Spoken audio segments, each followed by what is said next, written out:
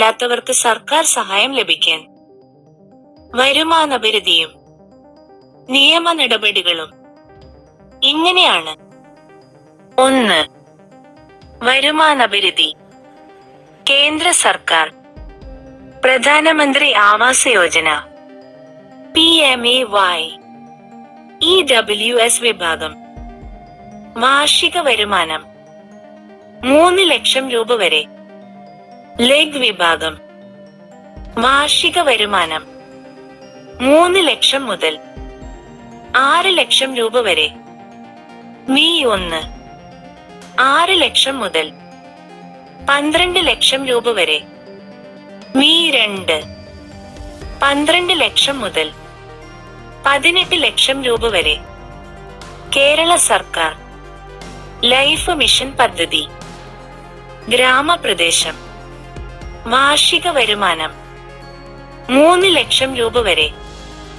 നഗരപ്രദേശം വാർഷിക വരുമാനം 4 ലക്ഷം രൂപ വരെ. 2. അർഹതാ നിബന്ധനകൾ. അപേക്ഷകനോ അപേക്ഷകന്റെ ഭാര്യയോ മക്കളോ ഇന്ത്യയിൽ സ്വന്തമായി വീട് ഉണ്ടായിരിക്കരുത്.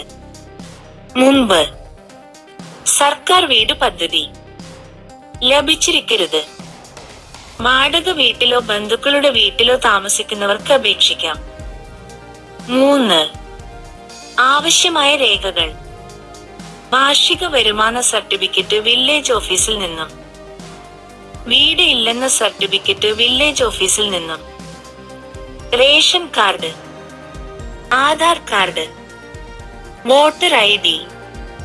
ഭൂമി ഉണ്ടെങ്കിൽ ഭൂമിയുടെ രേഖകൾ. വാടക വീട്ടിലാണെങ്കിൽ സ്വയം പ്രഖ്യാപന പത്രം. 4. നിയമ നടപടികൾ. ആദ്യം വാർഡ് മെമ്പറെ സമീപിക്കുക. ഗ്രാമപഞ്ചായത്ത് അഥവാ മുനിസിപ്പാലിറ്റി ഓഫീസ്. ലൈഫ് മിഷൻ അപേക്ഷ ഫോം പൂരിപ്പിക്കുക. വീടില്ലെന്ന വിവരം, വരുമാന വിവരം എല്ലാം രേഖയോടെ നൽകണം. ഫീൽഡ് വെരിഫിക്കേഷൻ നടക്കും. അർഹത ഉണ്ടെങ്കിൽ ഗുണഭോക്തൃ ലിസ്റ്റിൽ പേര് വരും. 5. ഭൂമിയില്ലെങ്കിൽ സർക്കാർ പ്ലോട്ട് നൽകുന്ന പദ്ധതിയിൽ പരിഗണിക്കും. അല്ലെങ്കിൽ ഗ്രൂപ്പ് ഹൗസിംഗ് ഫ്ലാറ്റ് പദ്ധതി. 6. Bank loan option. സ്ഥിര വരുമാനമുണ്ടെങ്കിൽ PMAY സബ്സിഡിയുടെ ഹോം ലോൺ.